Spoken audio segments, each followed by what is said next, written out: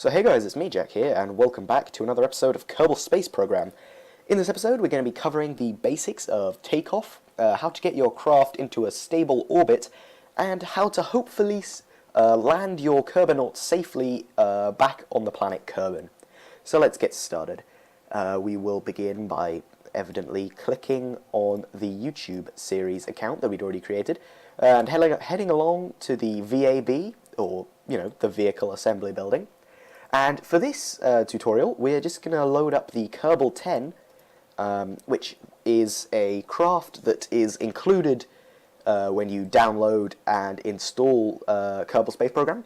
So it should be pretty simple for you guys to follow.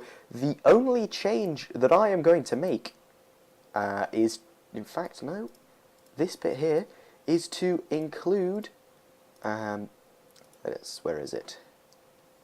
The Advanced SAS module underneath the ship, just to give it a bit of an easier flight. You can do the same if you don't want to include Advanced SAS for whatever reason, then you don't have to.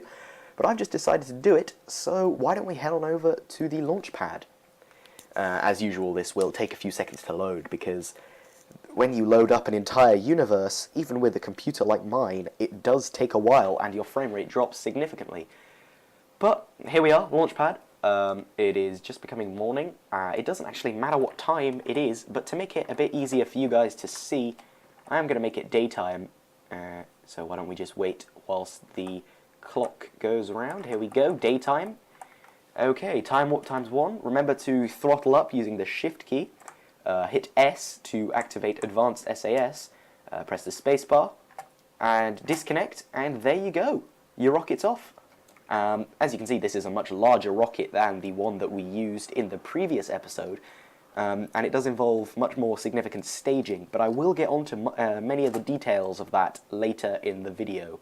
In fact, no, not even in this video, in the later episodes. You can see there that I decoupled the outer rockets using the spacebar, and the way that works is, if you look very closely, you can see the fuel lines are meaning that the main tank of the rocket is not being used up. In fact, it is the outer rockets that are being drained before the inner rockets, before the main engine, which is why that you can see that these are running out of fuel very quickly. And as that one drops off, there we go. We have reached an altitude of 6,000 meters and are still climbing. Don't worry if it says overheat. These engines with this setup do not overheat, no matter how far you push them. So feel free to keep it up at full throttle. Generally, I wouldn't recommend doing this, but it's a simple tutorial, and therefore I'm trying to make it as simple as possible. So there we are, we've reached 10,000 meters. We're going to start a gravity turn here by rolling the rocket round. Remember to press T to permanently toggle Advanced SAS on, and then use the F button to disable and enable it at will. I'm just going to have a quick look at the map here, check on the current orbit of Kerbin and the trajectory arc, well, because we haven't reached an orbit yet.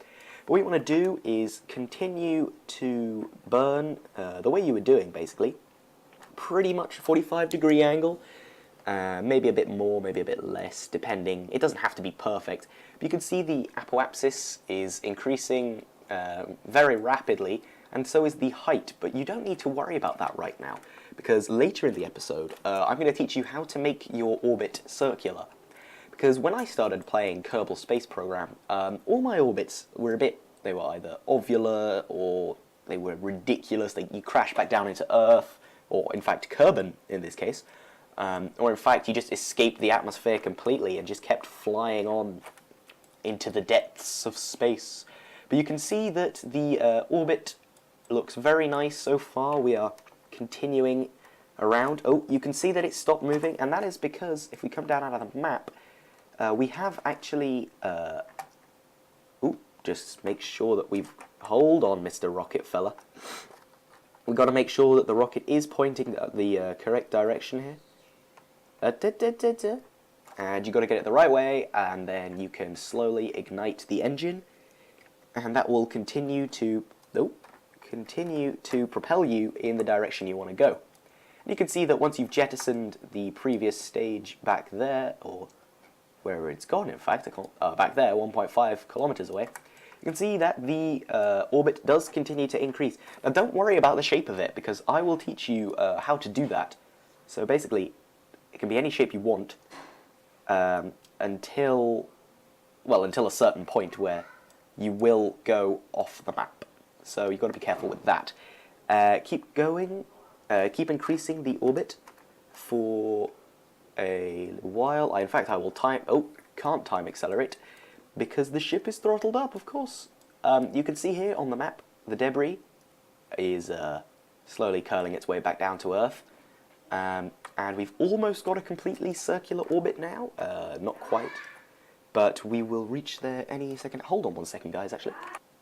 Extremely sorry about that interlude there, guys. But now you can see that we have actually achieved a fully circular... Well, in fact, no, we have achieved an orbit of sorts. It's very ovular.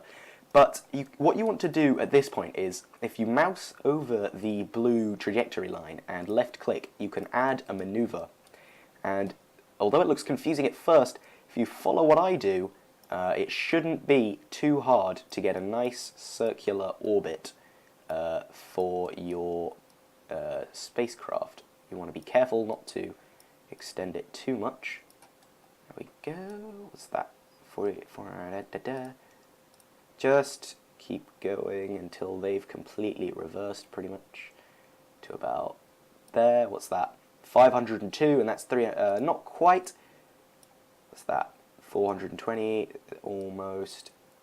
309, 396, almost. 251, and that is, oh dear, I want to make that a bit bigger.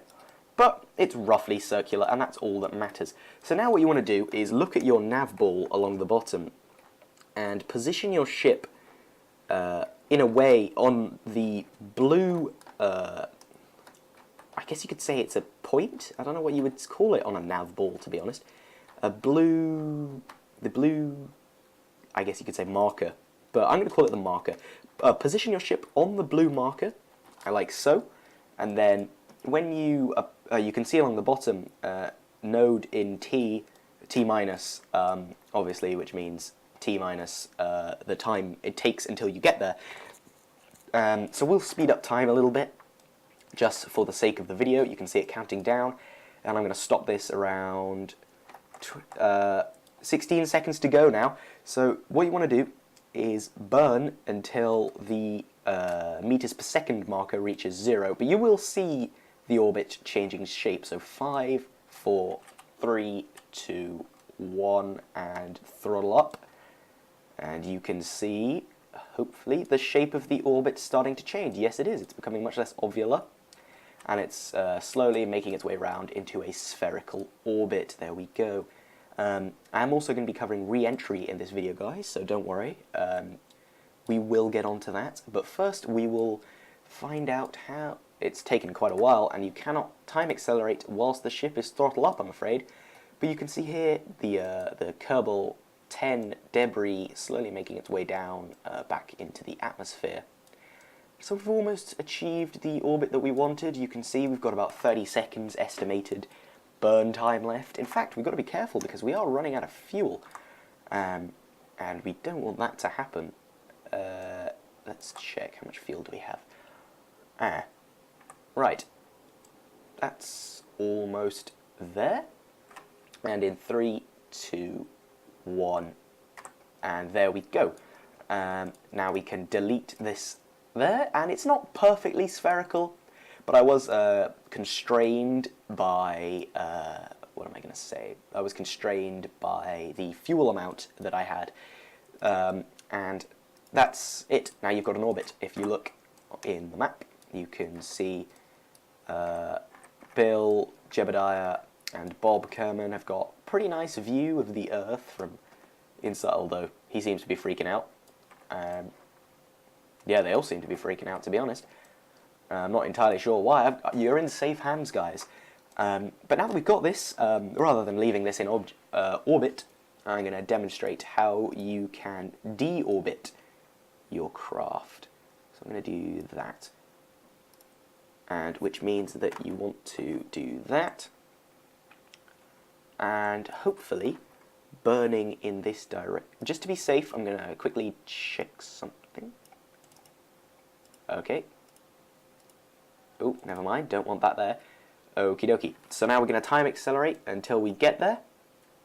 I don't think we'll have enough fuel to fully deorbit, guys, to be honest. This might be a bit of a problem. But never to worry. I shall get you guys out of this, Mr. Kerbinauts. Or maybe not. Sorry, guys. I don't think I'm going to get you out of this. I have just run out of fuel.